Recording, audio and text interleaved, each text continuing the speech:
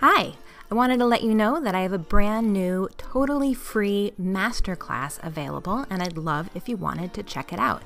It's about an hour long, and it goes over 3 simple things that every dog owner needs to know in order to teach a dog quickly and easily without pain, force, a major time investment, or fancy equipment. When you register, you'll also get a free 20-page ebook all about what I call the dog training triad. You can find it at anniegrossman.com/masterclass. And now for something completely different. Hi, my name is Annie Grossman, and I'm a dog trainer. This podcast is brought to you by School for the Dogs, a Manhattan-based facility I own and operate along with some of the city's finest dog trainers. During this podcast, we'll be answering your questions, geeking out on animal behavior, discussing pet trends, and interviewing industry experts. Welcome to School for the Dogs podcast.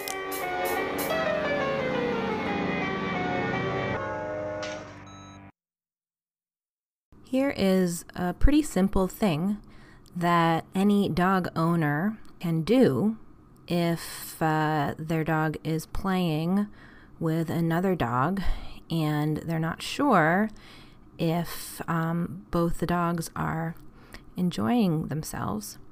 What you do is you gently restrain whichever dog is the more outgoing, the more aggressive one, the more I think a lot of the time in play, there's like with dogs, just like with kids, like one person is one person is the chaser. Hold back, restrain in whatever gentle way you can, the more aggressive of the two dogs, and see what the other dog does. If the dog comes right back and goes up to the dog who's being restrained and is like, come on, I thought we were doing this, then that dog probably was into it, right? That dog was probably feeling good about that play session. If the dog goes to the other side of the room, that tells you that that dog was most likely happy that he has the chance to take a break and that perhaps he was feeling bullied. This is called the bully test. I believe it was named, if maybe not also developed, by Dr. Dunbar, a trainer of great renown and also a veterinarian. It's such a simple thing. It makes so much sense. And if it can help you make sure that two dogs are enjoying playing with each other, there's really no downside. And by the way, the dog who is the possible bully, if the dog who isn't being restrained does take the chance to go to the other side of the room, that does not mean that one dog is a bad dog. It just means that in that situation, maybe the intensity was too much. Maybe there's a size difference between the two dogs that is making one of them uncomfortable. Maybe it has nothing. One dog might just be extra fearful for any reason or no reason. Could be mixed matched play styles. So this isn't, see which dog is the good dog and which is the bad dog. It's just a way to diagnose the healthiness and the happiness of play that is happening. So I wanted to mention this because I think it's a really easy tool to have in your dog training, dog owning toolbox to use with dogs who are off leash. And I think off-leash play is very important for most dogs, much better than on-leash play. But I also think one-on-one play is often the best kind of play.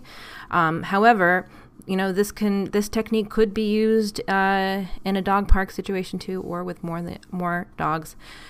Another reason why I was thinking about the bully test recently and wanted to mention it is because I was going through some stuff in my mom's basement recently, and I found a letter. I wrote it to my mom from summer camp when I was 9, and it was about this girl who I was in in grade school with at that time. And we were in the same class for several years. And I kind of remember her being a bully, but I've also sort of doubted my memories because it wasn't like she peed in my juice box one time or something. I couldn't really remember any specific things she ever did to me. It was more like I just kind of remember she wasn't particularly nice to me, just sort of a general feeling that I remember. I know that I was like having a hard time when I was around 9. My dad broke up with his girlfriend who I was really, really close to. My babysitter, who I was also really close to, was diagnosed with cancer. My dad gave my bedroom to my 23-year-old half brother who moved back home, and there was no other bedroom for me in his apartment. I vaguely remember crying to the teacher because I was just, I guess, having a hard time in general, and this girl kind of making fun of me for that. But again, I had no specific memories and no specific artifacts that spoke to how she wasn't particularly nice to me. But then I found this letter I wrote from camp on lavender stationery. I wrote, "Hi, Mom. Why are people so mean? I wrote to Heather to ask how she was doing at camp, and she wrote me back this.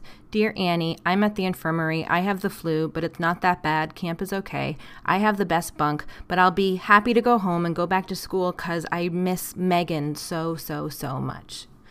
Megan was this popular girl in our class. Now, as an adult, I read that and I think, yeah, that's actually kind of bitchy. I mean, it's a far cry from stealing a kid's lunch money or any of the extremely terrible, awful things we hear about in the media with kids today, especially, and bullying or cyberbullying. I mean, there's so much bad bullying out there. But if you think about it in terms of the bully test, like I said, one dog might be uncomfortable for reasons that have nothing to do with the other dog. Like I said, I was going through my own stuff, but you can perform the bully test to make sure that when given the choice, everyone is hanging out where they actually want to hang out with the people they want to hang out with. You know, actually, now that I'm talking out loud about this, it makes me wonder if maybe there should be another term instead of bully test for this, because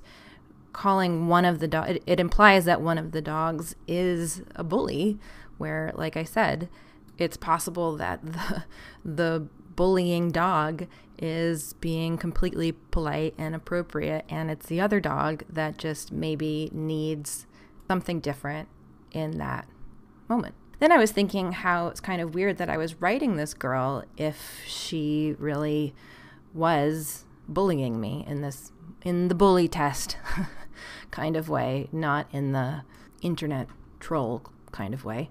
I was writing her from camp. If she was really bullying me and here I was at camp, couldn't I have totally ignored her and gone off in the other direction? Why was I paying attention to her at all?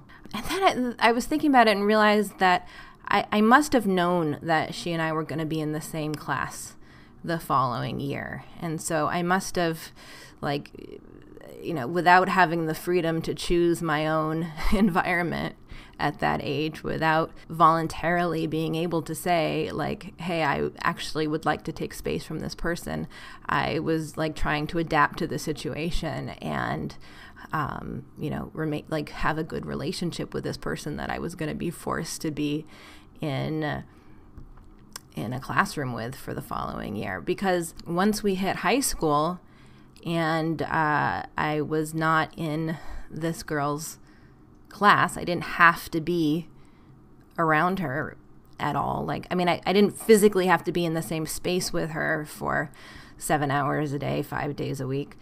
I didn't talk to her anymore. She was someone who was just not in my orbit. So anyway, I thought that was interesting. It was here, when I finally did get the opportunity to physically not have to be in close proximity to this person all the time, I certainly took that option and hardly ever talked to her again. I'm sure I was not writing her letters from college so that she could write me back and tell me who she actually missed from school.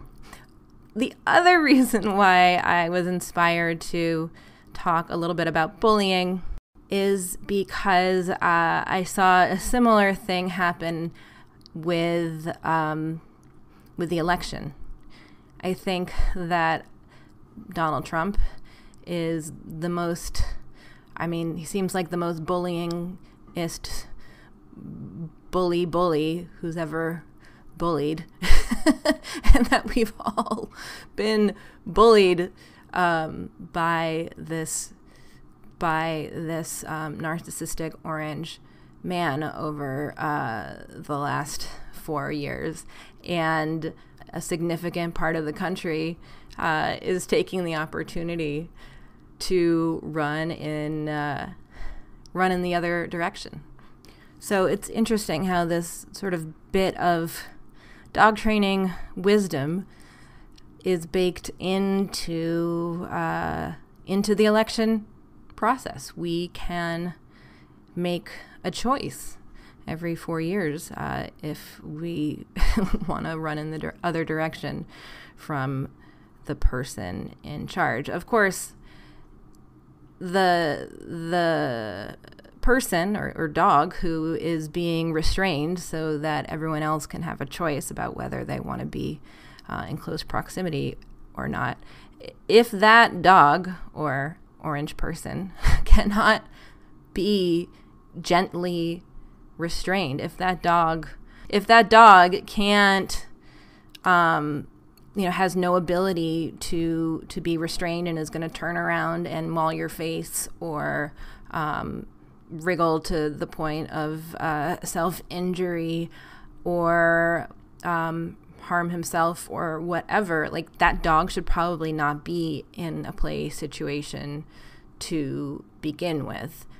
It's funny because we think of restraint often as a virtue, but you don't think of the virtue of allowing yourself or allowing or someone allowing anyone to restrain them, unless maybe you're into like some BDSM stuff. And I also know that the idea of restraint could seem completely antithetical to positive reinforcement training, which is so much about giving animals choice to behave in ways that will ultimately be reinforced, and then those behaviors will be more likely to keep happening. But we're also architects of our dogs' worlds, and sometimes that means restraining them from having the chance to do certain things. Sometimes that might start out with like a gentle physical restraint, but can then be turned into something that can be trained using positive reinforcement and using just simple classical conditioning. Again, imagine puppies playing. I mean, this often happens in our puppy play times. We ask one puppy owner to restrain their puppy. Initially, they might be kind of grabbing their puppy, holding their puppy, physically not letting their puppy out, but they're also ideally at the same time paying attention to the puppy and even giving the puppy treats. So by the second or third time, and you can even pair this with a word like break or pause or hey you or whatever you want, as long as you're consistent about it, you're going to say break, grab your dog, give your dog a treat, and attention and love. Say break, grab your dog, give your dog a treat, attention, love, etc., etc. What's going to happen is your dog's going to hear the word break and want to come to you for all that good stuff. So you're not even going to have to be using any kind of physical restraint at that point. Anyway, I love dog training that makes sense in this kind of way, right? It's like you want to see if Billy is having fun playing with Jessie, then keep Jessie home and see if Billy comes over to play. Here's another little bit of dog training advice that I love because it seems so obvious when you think about it. Not related to bullying, but related to FOMO. I call it the FOMO crate exercise. You put really delicious stuff, your dog's favorite treats, your dog's meals, toys, whatever, in the crate. Then close it inside the crate and let your dog investigate, then of course you should let your dog in to get the stuff. But it's a great way of building the behavior of rushing into the crate with great eagerness. It's also kind of a form of reverse hooky. Reverse hooky is what I call it when our dog students in the neighborhood pull their dogs to school for the dogs even when we're closed, hoping that they can get in. This is a way to get your dog to desperately want to go into this space where, he is going to be restrained. Just made that connection, but it does kind of tie it all together because the dog is ideally being restrained in such a delicate way that they don't even realize they're restrained. Kind of the same thing we try to do with a leash. It's there, but we want it to be almost invisible to the dogs. I would love to hear from you what you think we could change the name of the bully test to. What might make more sense? What might keep one of the dogs from seeming vilified? Because like my old friend Heather, she didn't really bully me as much as she maybe just wasn't super nice, and I was sensitive. Also, I'm wondering if others can see this kind of dynamic in different kinds of human relations where people seek freedom from so-called bullies when they can get it, and if they can't get it, they adapt in ways like I did writing this girl a letter from camp. It's like when you can't escape, when you don't have that freedom, you make all kinds of accommodations to try and make things work. Again, it kind of comes back to politics in that way. We can't all just pick up and move away from people we don't agree with, so we have these systems in place to help us all try and get along.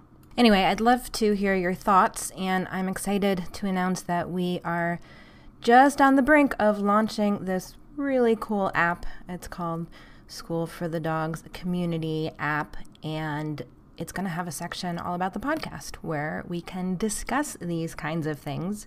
So if you're interested in getting an early invite, go to schoolforthedogs.com/podcast community.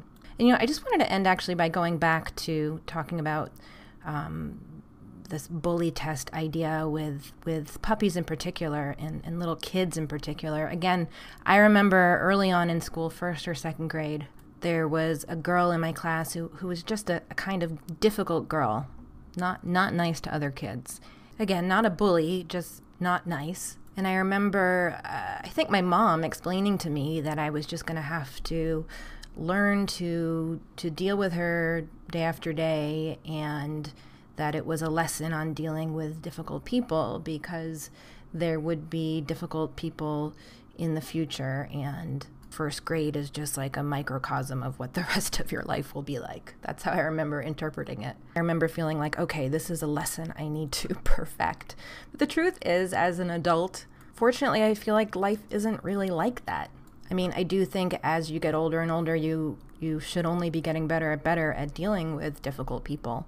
But as you get older and older, why do you want to spend time with dealing with people that you don't like being around? I mean, we all get stuck in crappy situations sometimes, but by and large in my life, I am trying to always do my best to surround myself with people I want to be around. If I don't like someone, I probably won't choose to sit at the lunch table with them and be in the same room with them every day, all day, 10 months out of the year. All of this is to say, it sure is nice being a grown-up sometimes, but also, I think there's a lesson here on not forcing our dogs to deal with situations. I could see observing a situation. I'm thinking about puppy playtimes because I've run a million puppy playtimes in my life, and I could imagine a puppy playtime situation where one dog's coming on a little strong to another dog, and the owners are feeling like, you know what, they need to learn to work this out. where my feeling, for puppies in particular is no, they don't need to learn to work this out. They need to learn to feel comfortable in this room. They need to learn to feel comfortable with this other dog in the room. They need to feel comfortable about so many things before we start to ask them to also accept new challenges, like being in the presence of a puppy who wants to play in a way that maybe feels scary. There is a time in life where they will learn how to engage with or avoid another dog during play. But there's no reason to force them to be in the classroom with someone with whom they don't feel totally comfortable yet.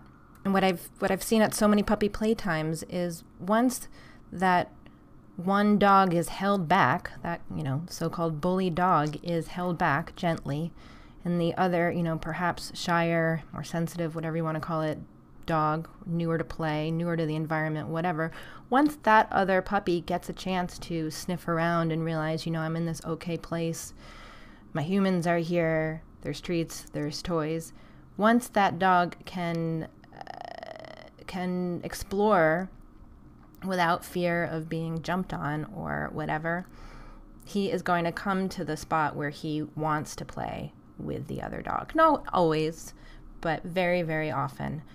You then see him starting to approach the other dog, and it's a very sweet, lovely thing and a nice way, I think, to make sure, again, that everybody is comfortable and happy in this situation.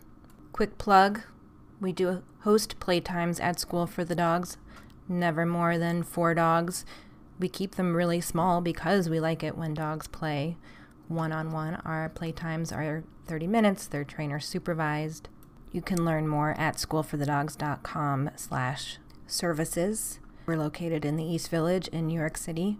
Another reason, though, why I'm so excited about the community app is that it is going to, I hope, be a way that puppy owners can connect wherever they are to try and find people nearby with whom you can coordinate socially distant, one-on-one puppy playtimes. And I actually had the idea that we could even maybe live stream some people's puppy playtimes into the community so that, you can get a trainer's input on what play is looking like, whether it's looking comfortable or not.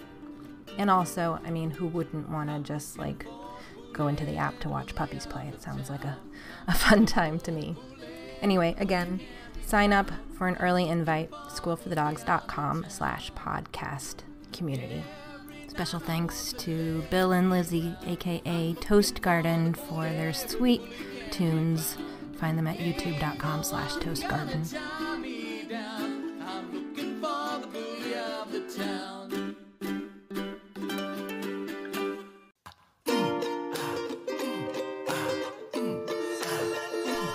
Thanks so much for listening.